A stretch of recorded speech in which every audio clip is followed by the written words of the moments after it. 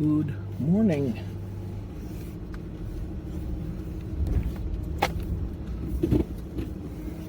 How are you? This is a secret. How are you? What's with my hair?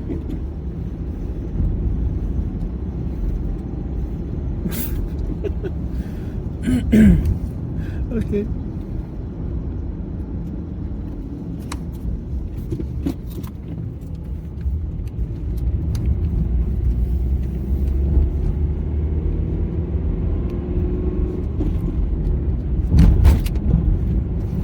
Today was a blood moon, or this morning was a blood moon. You can just barely see it in the Midwest here. The blood moon is a celestial effect of the Earth and the Sun and the light bending around the Earth being just so that it focuses the red wave of light on the moon. It is a very, very specific effect. It has astronomical requirements. The odds of such a thing happening are literally astronomical. They're actually beyond astronomical. It's practically impossible.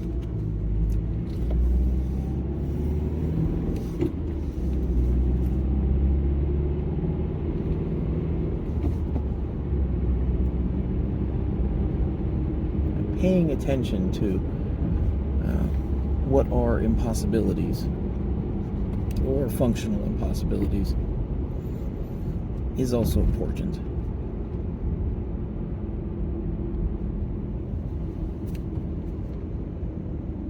It's a matter of coincidence.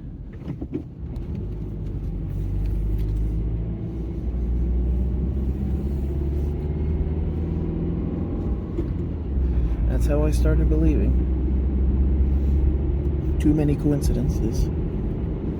Now you can actually do calculations on how unlikely things are based on what you already know about a process or what you already know about a system. You can say, not only is this is so unlikely that I can measure how unlikely it is, and it happens twice a year. What does this tell you?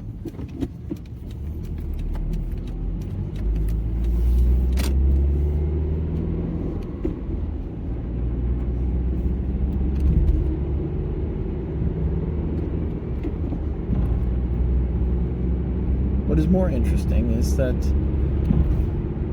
if you scratch on any particular topic, if you look into something, and if you can actually read, which is not,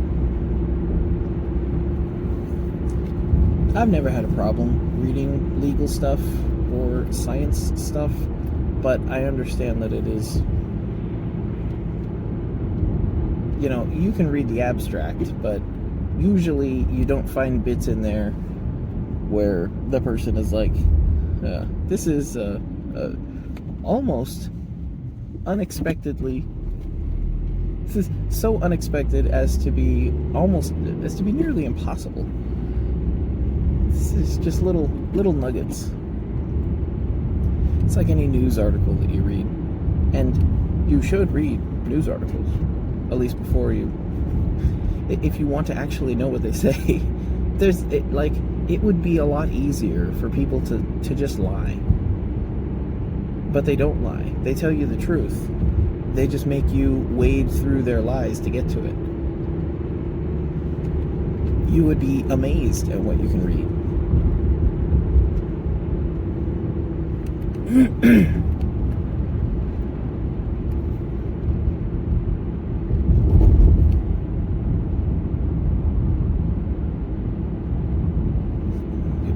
Don't take the time or aren't interested. I don't know. I've always been able to do that. Just focus on stuff, dig into something, even something incredibly boring. It's like, oh, got a new copier. Yeah, okay. Well, I'm going to read the manual. Oh, you're going to read the manual?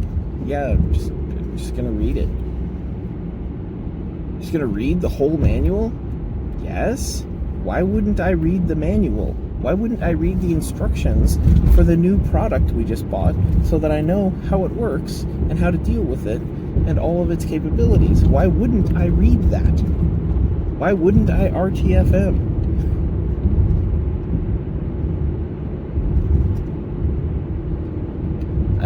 I should say, though, that there is, when I remember when I was a kid, there is no worse feeling when I was a kid than doing a thing and being like, I can't do the thing. I can't figure it out. It's impossible. And then my dad walks over, looks at it, or looks at the instructions, says, do that. Or looks at it a couple ways, and then goes, oh, do this. And then it just works. Like, I'm over here struggling, having a difficult time, and he walks over, and using skills that I already have, resolves the issue. Yeah, similarly, a few things worse than asking the question online, and this might not be the case now. I think today, if you ask a question on the first page of the manual and has giant red flashing warnings, hey, how come it doesn't work on this? He said around the flashing banners that said, this software does not work on this. I think today your response is like, oh, excuse me, apparently this information was unclear. Why don't you try to read this section of it? It doesn't actually work here. You're very, very polite and lovely and friendly, and this is like zero, like, positively feminine, zero conflict. I'm gonna shake my fist again. Back in my day, you asked a dumb question, you either got ignored, banned, or berated. Like, that was it. You had to, if you wanted to ask a question, you had to read a whole bunch of stuff. You had to have some claim to the ability to ask this question. Because if you can't find the question, you can say, hey, I read this document, I read that document, I've used the search function on the forum, I've looked through here, I still cannot find this. I might be using the wrong search terms. I'm sorry if this is very obvious, but if someone could please point me in the right direction. Like, that is how you ask a question. And if it's still obvious, you still might get banned. But, like, this is a feature, actually. You must be at least this tall to ride. Oh, so that's another thing. I was thinking about this when I was talking about the horsepower problem and the actual subject and all that. And I had a realization. Because the coding systems, the original coding systems were very obtuse and complex, and things were not designed for human thought. And we had to build abstraction layers on top of them, and libraries, things that sat between the user and the actual CPU in order to make it easier. Now, I was talking about the amount of stuff that you can hold in your head. And the amount of stuff that you can hold in your head is directly correlated to how many things, how many logical units you can hold at the same time. How many pieces you can hold in your head and move around in your head and fit together. And it's like someone telling you rules. And they say, okay, rule 1, this. Rule 2, this. And there's a limit to how many rules you can get to before you realize, before something in your brain goes, hey, rule 273 actually conflicts with rule 16. And you say, hang on a minute, that's wrong. There's an issue with that because this one conflicts with that. Now, your brain is a fantastic computer, hopefully. Now, I'm not going to say something like emotional intelligence. Emotional intelligence. But I am going to say that there is a horsepower problem. So, in order to do some of this stuff, you must You either need to be able to hold the things in your head, or you abstract them or externalize them. And in order to do that, you have to be able to, I'm talking about doing back-end development and building objects and database structures so that things work together, and you can have an idea of what the requirements and constraints around different objects are, so that when you get to object number 399, you go, wait a tick, that actually is a problem with object number 89. I need to go back to object number 89 and rework that, because those are kind of similar. Maybe I can combine those into something. You can simplify the process, or you can write out the process, or you can make a separate system. You can actually use a computer to organize your thoughts and ideas and apply this externalization idea, so that you, in your head, don't have to hold all that stuff together. It's really kind of weird. I have video of me adding a feature to a web app,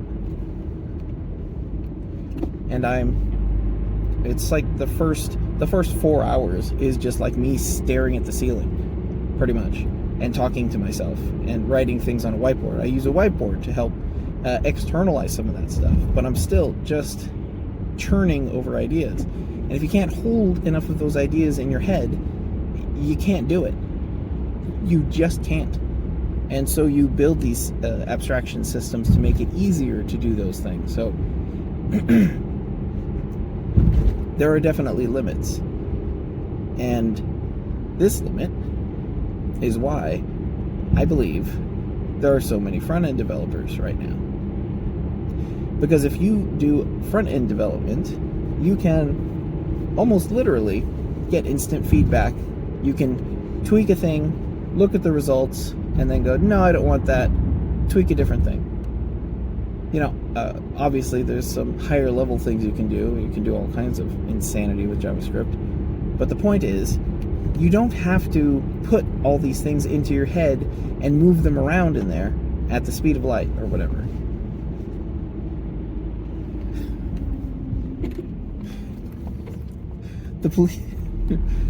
People don't want you to know this, but at any point you can rotate a cow in your mind and the cops can't stop you. And that's actually not true. Some people can't. It's a visualization thing. Like, I can remember tastes. If you can't hear music in your head, first of all, cool, because you don't get music stuck in your head, but there's like a resolution problem. There's an amount of bits that you have in your bus, and that's how much detail you can get out of the data that you're storing. And if you don't have the detail, I've talked about this before, it's not for you. Programming is not for you. Well, I say that, but now I'm saying if you are a front-end developer, you don't need bits in your bus. You just need a little bit of creativity where you can say, I'm going to try that, and let the computer do all the hard work and then present the output. Oh, that was the wrong output. Okay, let me try this. Okay, that was slightly better. Let me tweak somewhere in between the first thing and the second thing. And you don't have to hold anything in your head. And this is, like I said, it is good that it is enabling. However,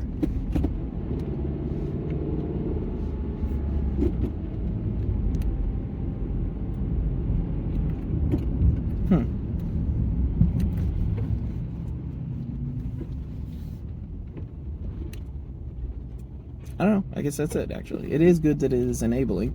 Know your lane and stay in it. But just think that's interesting. If you can operate in something, and that means that you, as a super smart, intelligent brainiac, such as myself, it means you can get higher than your limit. And technically, I'm doing that with whiteboards and stuff like that. There's really just no comparison to someone, ultra high IQ, where you're just like, hey, how about, and they're like, that's dumb. I've already thought about it 6 different ways from 12 different angles. frontwards, backwards, and I've made judgment of you based on how you came to that, or that you even thought to mention this as a possibility to me. That ain't me, but it's like I said, know your lane.